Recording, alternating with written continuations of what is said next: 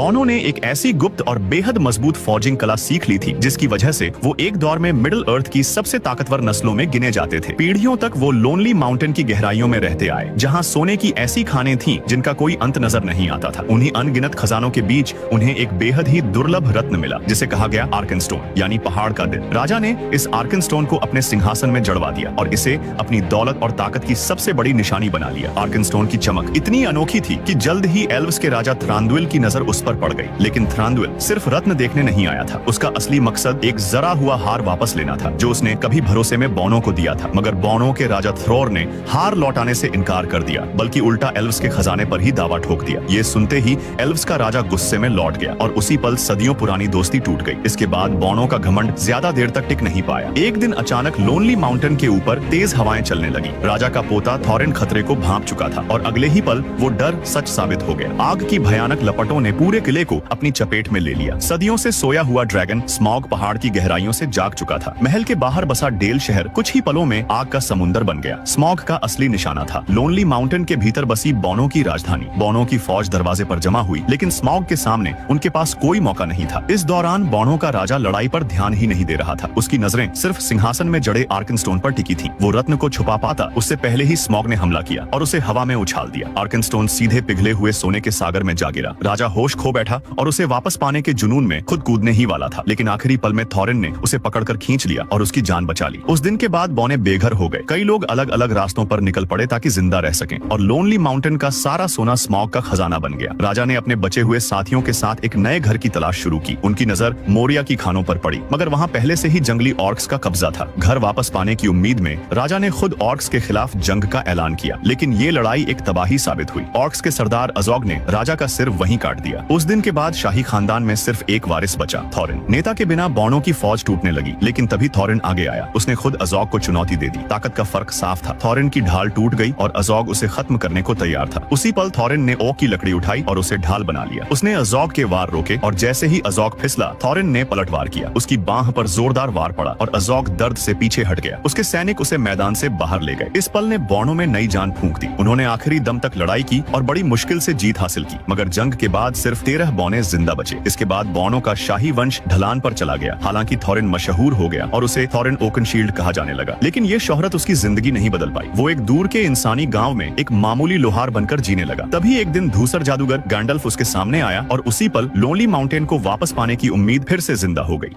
और फिर video like करने पर पार्ट 2 मिल जाएगा।